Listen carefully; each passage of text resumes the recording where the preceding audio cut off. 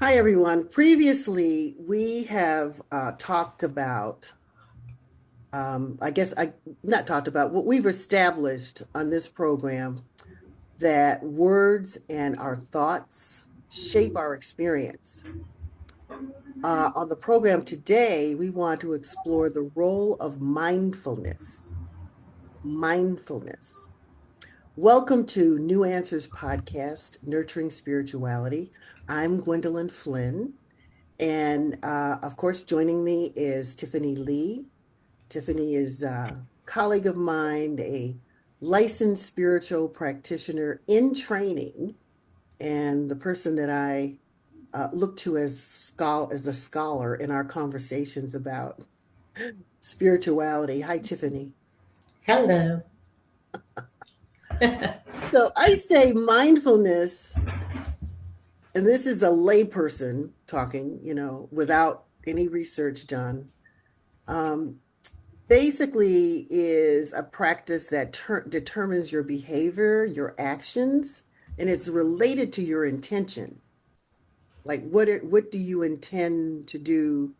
And and again, it's about where is your attention going and what is your intention, and then that determines what behavior you're going to take and what your action is.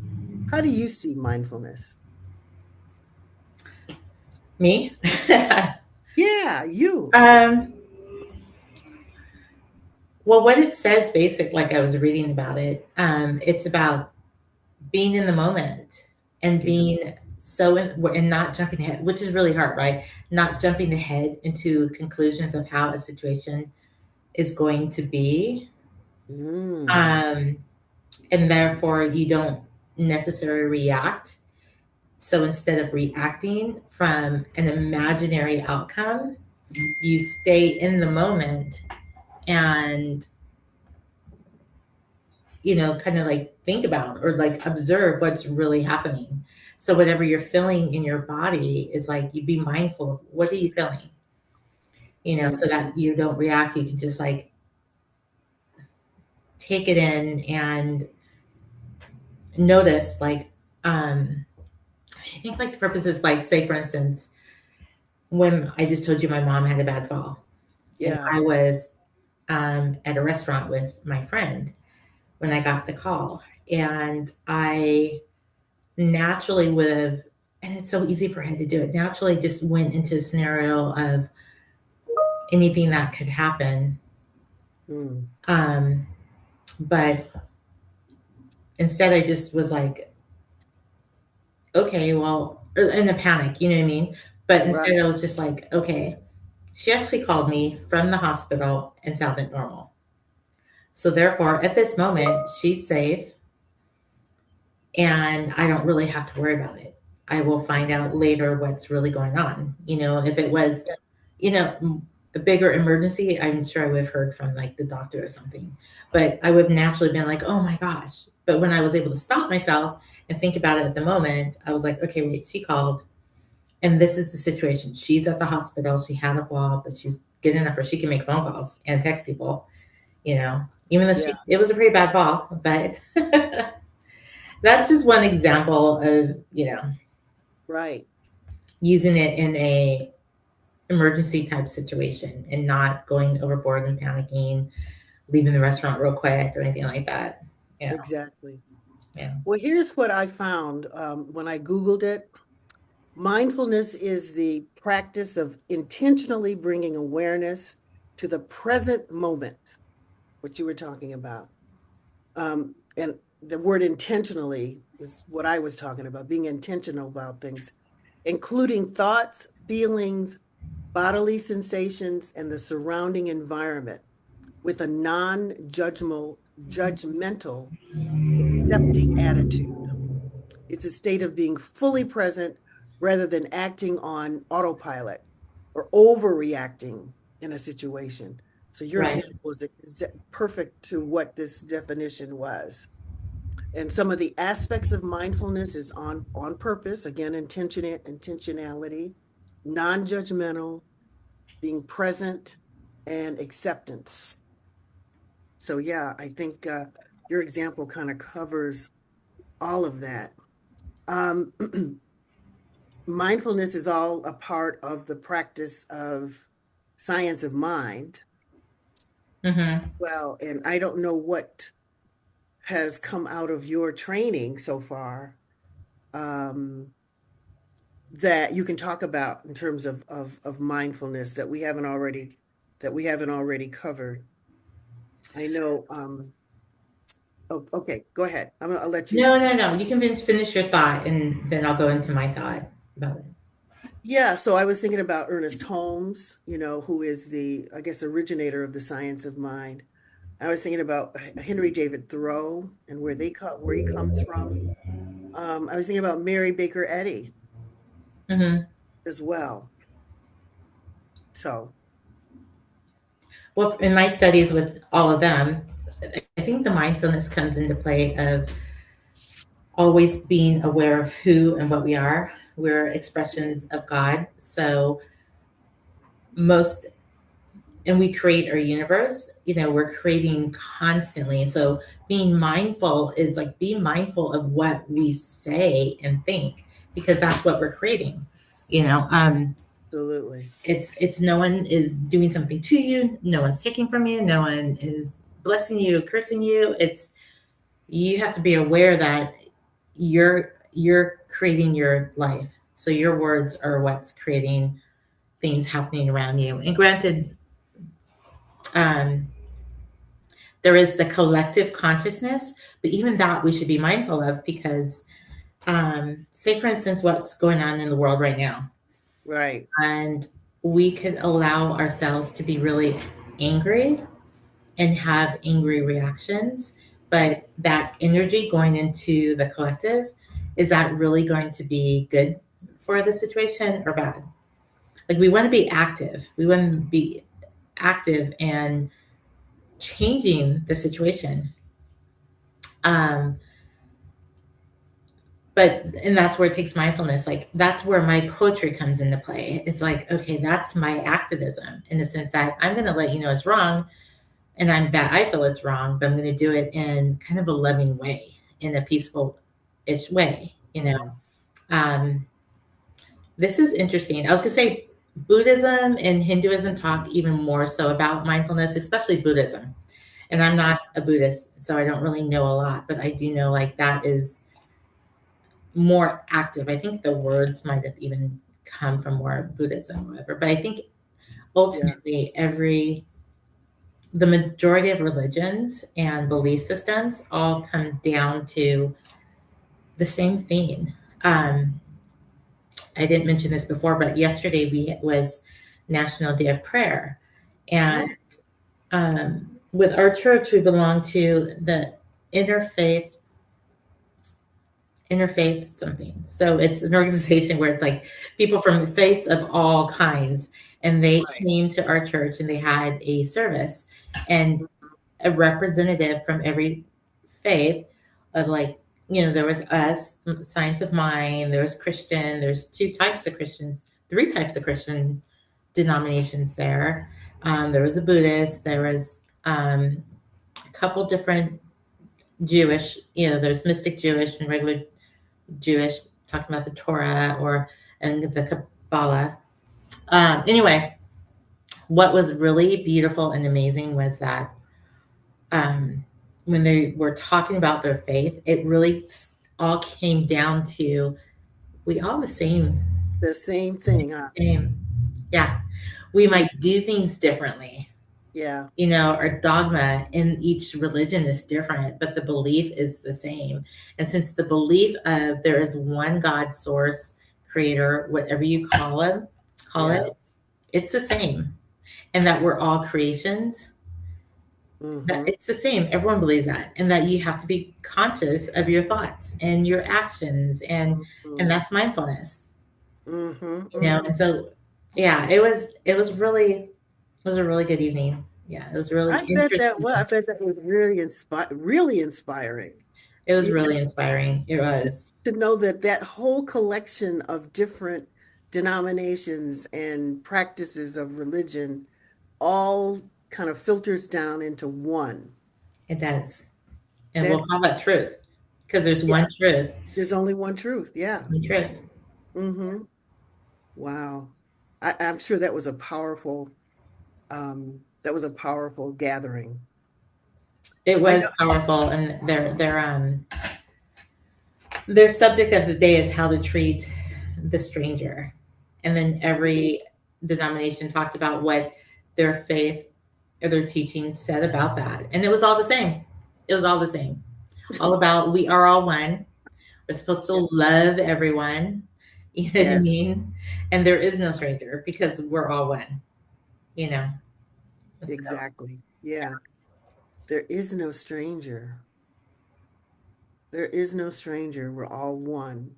yeah. And so when I think about this whole notion of mindfulness and, what you were just talking about, those different denominations and religions all, kind of filtering down to just the same message Hmm. that we all are one. We're emanations from a higher being. And I think about how do we put that into practice in our everyday lives? Okay. So if we're all one, if you see a person who's homeless on the street, is that a stranger? How do Right. you treat that? How would you approach that person or treat that person? I know some people are fearful, because they have this conception of homeless people being dangerous because they hear about it in the news about um, the use of substance abuses and by folks who are homeless and other preconceived notions about that. But how would you approach that? How would you treat somebody like that? Well, what I'm I, I, trying I, what I'm yeah, trying to do, I'm not uh-huh, saying I'm doing this yet, but I'm trying to be in remembrance that we are all one and that we're talking God to God. You know, absolutely. yeah. That's what I try to do too. So, and I think I said on a previous program that namaste, which I think it's either a Hindu word or Buddhist word, namaste. Hmm. I know it's used in yoga, usually to close out a yoga session. Right. And I heard that it meant, I think if you look it up, it's different. I heard that it meant, I see the God in you, but I don't think that's the literal translation I think for it is. I think it is something it. like that. I see the God in you, or my And God that, sees the God in you. Yeah. yeah, yeah. And that's how I try to approach strangers so that they're not strangers. I see the God in you. You're Yeah. like me, so a homeless person, that's how I would approach them. Unless I'm obviously being attacked. And I don't Right. think that that's necessarily the first reaction that you'll get from somebody who's homeless. Right. But I just want to start out by saying, even if I don't say it out loud, thinking it in my mind, I see the God in you. And I would Hmm. approach somebody like that. That would be a person to person, one to one. In my community, in terms of mindfulness, Uh-huh. I think of examples of how working well, in your neighborhood, if you have a pet, you're walking your dog or whatever, like picking up the droppings from your pet, your dog, would be a way of being mindful to me, of the community, right? Right. Yeah. You're considerate of the other humans that live in the neighborhood. Another thing would be if you know of a neighbor, and I don't know how often this happens in LA because we're so, I don't know, sometimes isolated, but if you know of a neighbor who is bedridden or who is, elderly and has some issues, when you go to the grocery store, you buy, an extra loaf of bread so that you can give it to you know what I mean? Give it to that Yeah. person. Being mindful in that way are some of the examples I think that, how you practice it person to person, how it might appear in your community. And in terms of the world, because I know you talked about the collective consciousness and Yeah. how we, I guess it's through the arts, like your poetry, you mentioned your poetry and being able to convey concepts, right? That would kind of bring us together and be mindful of us as a collective. So poetry is one, the visual arts, performing arts. I don't know how else you bring that collective, uh, population into mindfulness. Right. Just even everyone's on social media. Pay attention to what we're posting on Mhm. social media because here's the important part of mindfulness. Be mindful that everything is cause and effect. So Yeah. everything you do is going to have an effect. And do you want your effect to be good or bad for the collective, for you, for someone you're around, you know? Um, you can see people that have no awareness, self-awareness and no mindfulness when they're just like doing things. And so a good example is at at the center during the service, we have one lady that will get an idea, something pops in her head, I guess, and she'll get up and right in the middle of whatever's happening, and she loves to sit up front and then just get up and go do whatever. So it's distracting. Like as a singer at the center, we find it distracting if someone gets up, walks in front of the whole audience, goes to the back to do something. You know, it's kind of Yeah. distracting and rude. And if it's something you do on a regular basis, it's like you realize that they're not self-aware, they're not conscious of that, they're distracting people, you know what I mean? And Yes. you know, Yes. that's an example of not being mindful because they're thinking, oh, I need to go, who knows what she's thinking. We had to talk to her about it, as opposed to, but it's probably meaning her attention is not there, not being That's true. aware. Yeah. You know, her attention's on something else, goes and decides to do it, doesn't realize, hey, you're distracting everyone. And that's such a small level of it happening, but it's, you know, it's what it Yeah, is. but that's a good example. Yeah. Right. Hmm. Not being present, not being focused. Um, yeah, that's a perfect example of that. Yeah, and I like the example of in terms of developing a collective mindfulness, the use of social media. I mean, Hmm. it's so pervasive, and I didn't even think of it as, yeah, this is how we can get the world on the same page and being mindful of, what energy we're putting out there, what the catalyst is, and knowing that whatever we put out there, it comes back. Right. Yeah, it's that cause and effect. What effect is it going to have on the rest of the world? So yes, social media is definitely one of those areas. And then as I said, the arts as well, Yeah. visual arts, performing arts, the written word, literature. Um, it can make a big difference in what we experience, in the world. So, and I think you had mentioned too, before we even started this conversation, how this notion of mindfulness is now starting to, permeate beyond those of us who are practicing spirituality, right? Right. Like you're seeing it come up in the academic community. Hmm. Is this at the university level, at the, you know, Well, I'm high sure school it's level? been at the university level at some point because that's because the awakening, you know, spiritual awakening is really fueled by the youth right now, like the Gen Z.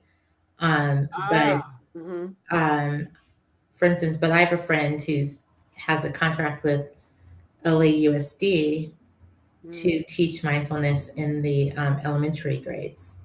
To teach it? Yeah, Oh my gosh, I didn't know as a it got nonprofit, that. I don't know how it really works, but yes. Uh-huh. But he does also do it with all his students. He's a soccer coach, and then the National Soccer Women's National Soccer Association just basically hired him to work his with the athletes that are going to the Olympics and the Oh, coaches to help basically teach mindfulness because what they've discovered is that athletes, they work really hard, but they could still be in great shape, but they'll get injured a lot, and it could be because they're dealing with so much stuff, like with life. Yeah. So it's kind of like his job to help the athletes when they're working to put us get mindful and be in the moment, because it's going to affect your nervous system. And Yeah. if, say, for instance, they're thinking about someone in the family that just died, right? Or they're going through a divorce or lifing, and it's throwing off their nervous system, then they're more likely to get hurt when playing. That's right. Yeah. And then the coaches have to be mindful as well if they have a athlete that did just lose a family member or is going through something, to not expect them to perform at the same level, Mm-hmm. at least without addressing it and knowing how to approach the situation. You can't approach, you know, an athlete that is life is okay at the moment and working really hard. You can't talk to them the same way an athlete that's like, yeah, it's a great athlete, but his, wife just divorced him or father just died. They can only take so much. And that's being mindful too of how you treat people. And Oh, self absolutely. mindfulness of like, I'm dealing with something. That means you got to be gentle with yourself, even to a certain point, and know to regulate your nervous system. Yes. Yes. Yes. So I think about the Olympic athletes, and like even a couple of years ago, um, it was the gymnast. His name is escaping me. Um, who has feet like she's on springs. Um, but anyway, she was dealing with some issues, I guess, in her personal life, and Yeah, she had to step back because it was interfering with her performance, and it would, cause some danger. She would probably injure herself because whatever she right. was dealing She with in her couldn't. mind. She Yeah, couldn't concentrate, she couldn't focus. And right. she at least recognized that to a point where she decided she needed to step away from the competition until she could get herself Together. Yeah, situated. Yeah. through And it. kind of stabilized. So And they yeah, gave her such a hard time. I know who you're talking about. you know who I'm talking about, right? I can't Yeah, think of yeah. The media, everyone gave her such a hard time about it. yeah. Yeah, But she, self-care, she yeah, decided she had to take care of herself and understood that she had to step away for a little while so that she wouldn't injure herself or injure anybody else. I right. don't know how that would happen, but still. But because it's a sport that's only involving one Yeah, athlete, herself. Yeah. herself. Yeah, But um, gymnastics is like break your neck if you're not paying attention. So yeah, that could. She was smart, but yes, people gave her a hard time about it. But she was absolutely. recognizing that, hey, I can't perform the way I normally do. Yeah, yeah. So yeah, that mindfulness is just so important to, just it's everybody, obviously, no matter what your occupation is, but to know that this whole concept is going beyond the world of spirituality is very encouraging and inspiring to me. That there's a curriculum now that they're teaching it in schools and even in the elementary grades, not just that probably adults and in the university level. That's Right. really encouraging so that these children will grow up with a sense of, self-confidence and whatever that will bring to them in terms of mindfulness and how we were talking about the aspects of it, being intentional, being non-judgmental, being focused on the present day, moment Uh and huh. just acceptance. That's Yeah. great to have a generation. Did you say that Gen Z is more focused on this than other generations? Is that what you just said? I I I said Gen Z. Um, there's a lot more Gen Z that are awakening or have come Mm, into with less of the veil already, but they're definitely the ones that um, really have turned away from organized or dogma religion and have Hmm. really embraced our natural spirituality over anything else. So, Well, that's inspiring so that as we age, I don't know if I'll be here, but you'll be here to see this Gen Z as adults who creates this world based on like mindfulness and, the spirituality uh, yeah, it's characteristics that we're talking about. yeah, It'll be a better it's world. already creeped into their beings, into their cartoons, into their games. It's more a natural part of them already than That's with us. We fantastic. were like cut off from it in our Yeah, generation. Yeah, that's we fantastic. That's fantastic. So we just have to work on those other generations, the baby boomers and the whoever else, Gen, whatever yeah. generations there are. And then the younger people will, they'll have grown up in it. So, boy, that's inspiring. I wish I could see it. I hope I can stay around to see it. Maybe I'll live to be 100. I can see it. If you do, Oh, like you have to put that out there. And maybe I would like to live to be a very healthy, active 100. You don't yes. want to just be alive. You want to be healthy and I active and able to absolutely. enjoy life up until 100. I want to be active. I want to be a participant. I'm not Hmm. just, spectating back in, sitting back in a wheelchair somewhere. Yeah. I want to be involved. My So, grandfather was very active. He died at 96, but I would say he was very active until just a mm. couple years prior, then started getting sick. But Oh, yeah, really? Uh-huh. I mean, he still had girlfriends. He was traveling in his 90s.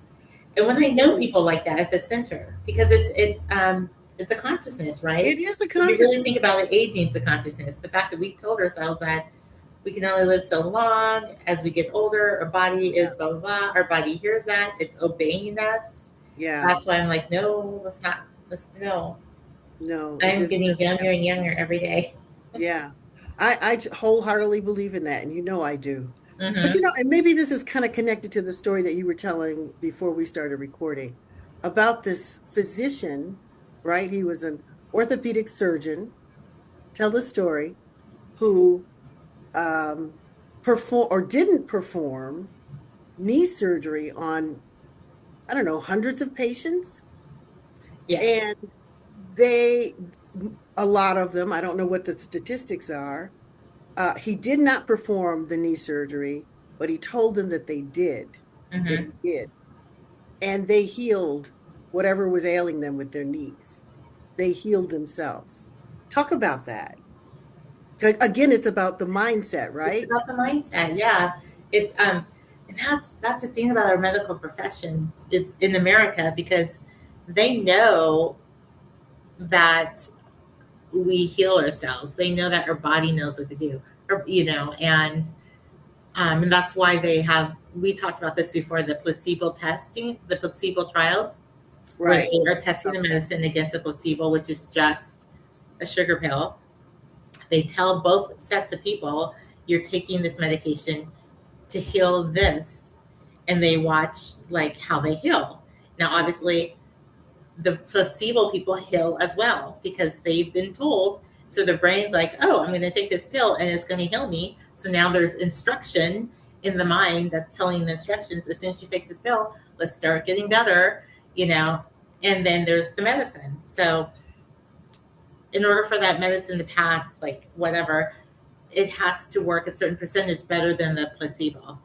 Yeah. But it doesn't, I mean, I said that that's what my first research is, but this other doctor that came out and is on YouTube, he was a cancer he worked with cancer researcher or whatever, and doctor, and he said, he's like, we stopped testing against placebos. So they stopped testing cancer medicine against placebos because nothing could work as good as the placebo. So where the placebo could be 30% effective, the all the medicines were like 10%. So they're saying basically, if you understood the wording, nothing works better than doing nothing.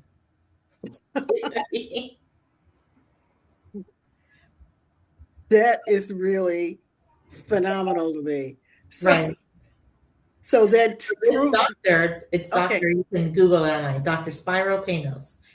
Um, he, between the year of 2007, 2007, he pretended to do knee and shoulder surgery for people. He'd do an incision, knock them out like they were going to surgery, do an incision, and then stitch it up and then tell them you had surgery. You know, you had knee replacement, you had knee cleaning or whatever, or shoulder.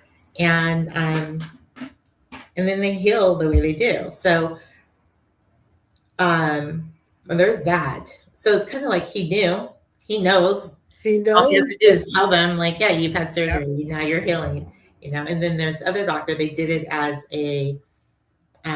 research. They said performed authorized sham. I don't know how you authorize because I feel like if you tell someone I'm going to give you,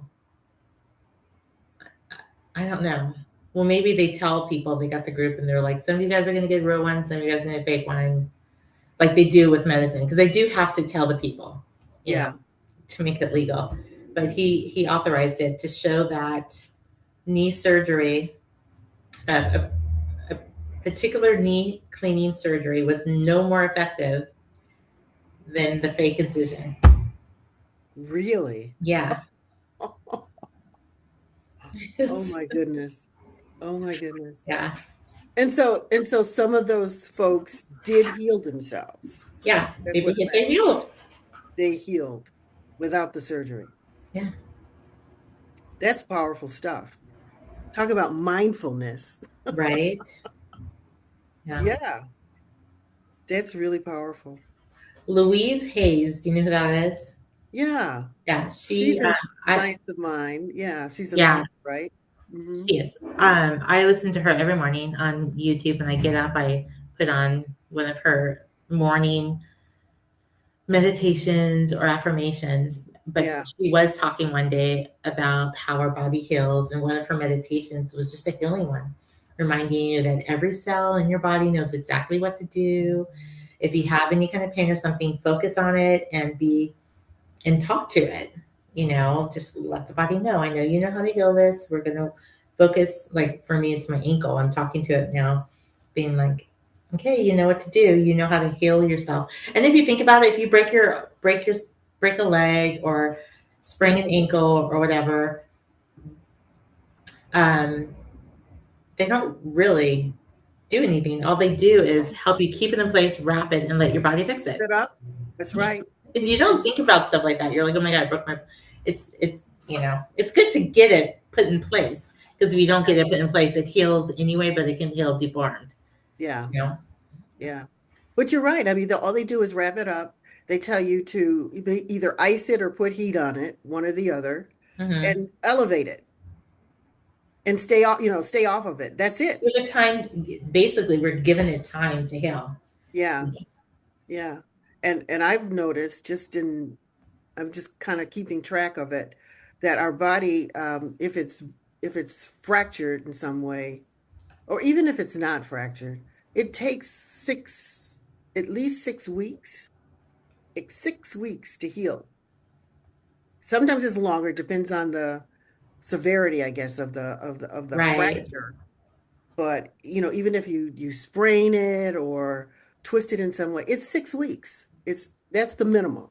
Mm-hmm. And then it may be longer than that, depending on, like I say, what I the think it nature of depending on the, our expectation of it. I think well, it can that go that's true too. faster or slower depending on what we expect of it. Yeah, Yeah.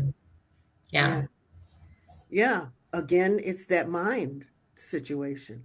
So Right. we are more powerful than we think. Yeah. And this notion of mindfulness, um, in terms of intentionality,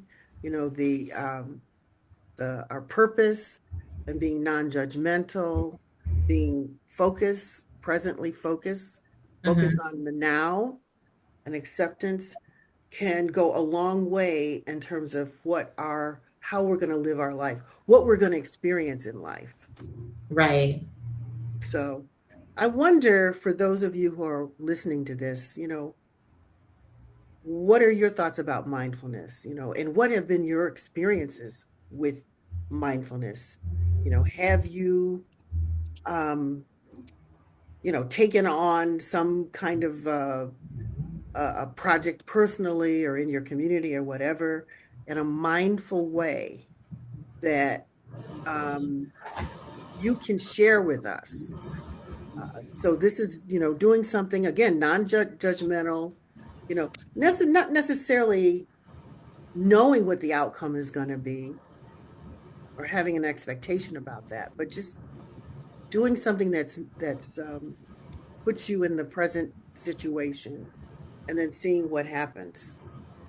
We'd love to hear from you. So place your comments in the comment space below this video, and let us know what that is. And hopefully we'll read it and maybe reach out to you and invite you to join us on one of a future program. Also, I'm going to remind you every time to click that subscribe button so that you can be notified whenever there's a new installation or episode of this program on the channel. Any final thoughts, Tiffany, you want to share? Um, Close out. no, I'm just being mindful of my time right now. All right. So until next time, I'm Gwendolyn Flynn, and speaking on behalf of Tiffany Lee. We'll see you next time.